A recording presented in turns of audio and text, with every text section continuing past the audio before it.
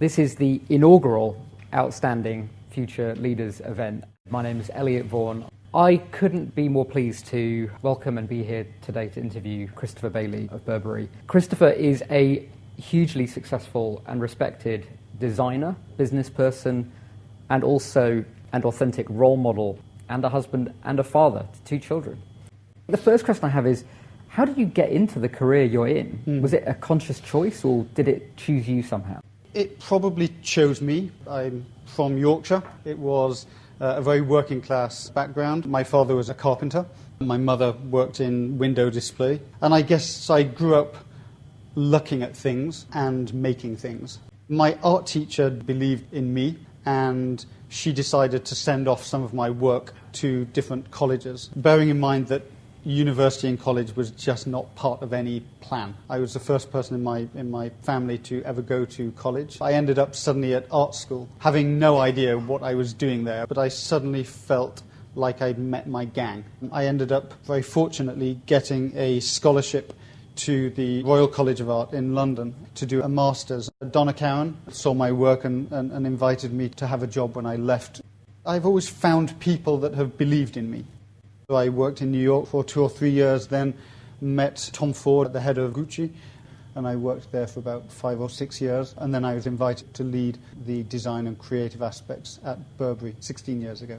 How have you approached picking up some of the skills and knowledge you needed at the next level up in your career? I certainly had no aspirations to be a CEO. It's ironic, really. I've always slightly loathed hierarchy and titles. I'm very curious. I'm very open-minded. I like to learn. I am a very passionate person in everything that I do. I learnt quite early on that I'm quite good at giving 100%. That's something that I think has probably helped me progress through my career.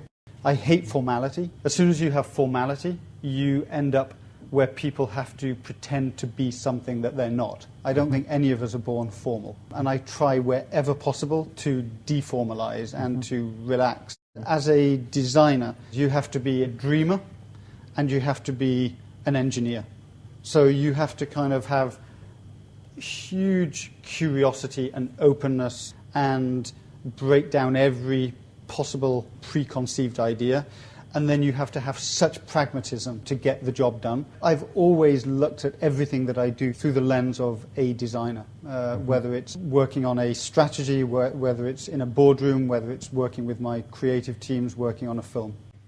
How important have role models been to you in your career development? I feel very privileged that I've worked for very inspiring people and worked alongside incredible people. Obviously, help to structure your ideas about certain leadership skills, but they don't necessarily give you the way forward. What I've always tried to do is understand the mood and the feeling of what's coming up, because that defines how you communicate, it defines who you hire, it defines the team that you have around you, it defines how you motivate that gang and how you inspire those people. I've always tried to make sure that I hire people that are just much cleverer than me. When you surround yourself with that energy, you can't help but be inspired by it. I've never felt there are any barriers to anything. I don't consider myself particularly confident. I'm slightly reclusive in many ways, but I do want to be a part of something that is exciting. I don't often feel intimidated by people or situations, and I've always felt that being a little bit naive really helps you. Because as soon as you feel that you know the answers, you suddenly feel that, God, I can't actually talk to that person because they're super powerful and they're super important. And so I think a bit of naivety is really important. You seem like such a sorted, grounded person, and I sort of picture you going home every night, seeing your family, living this sort of life of perfect balance. Is this the authentic sort of Imagine being me. I do try to strive for balance and normality, whatever normal is. But my life is pretty chaotic too. I do have responsibility for a relatively big organization that is in a sector that is going through dramatic change. I decided that because of the huge changes that we needed to do at Burberry to restructure, essentially, to be successful for the next 10 years. I needed a partner because we all need some kind of balance. I love what I do.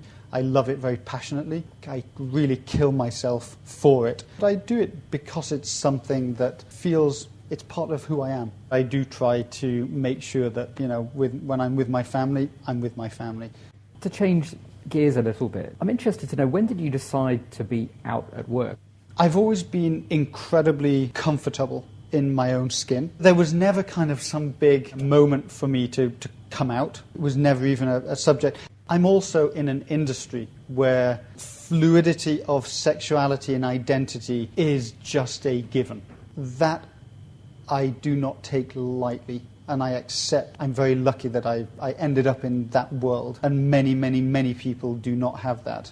In lots of other parts of the world where it's so problematic, your sexuality and your identity. So I understand that I'm very lucky.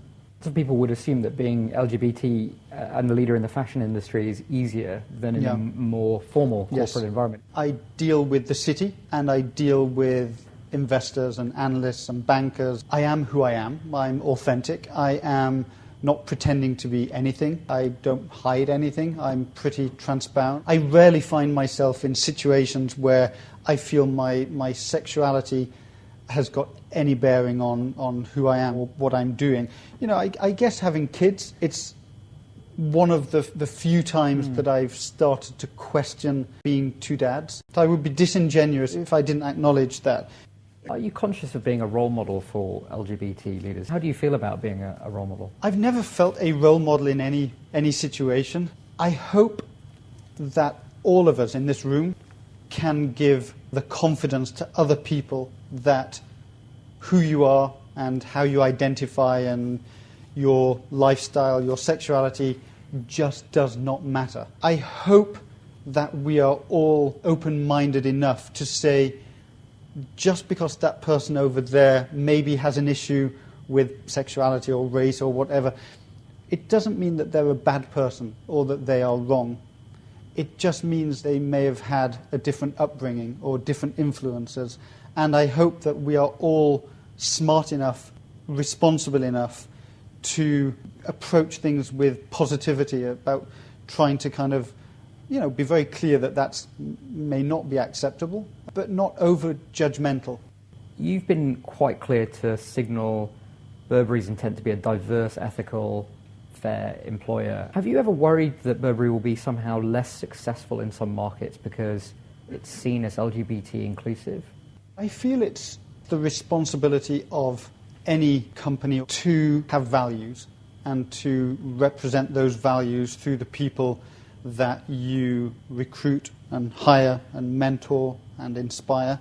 LGBT community is just one of many, many different types of communities. And, we are an international company. Diversification of race, gender, sexuality, they all have to become a non-topic in an organization.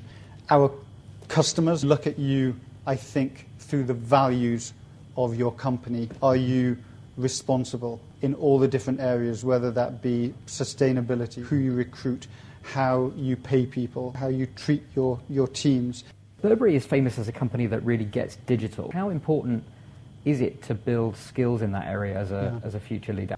I don't subscribe to the idea that everybody has to be constantly kind of posting and tweeting and Instagramming. But I do think it's really important to understand the impact of technology on the way that we all interact, engage, behave, business is done. It became something in our industry as an organization that was leading with digital. That was more by accident than by design. We were a relatively small company kind of 15 years ago.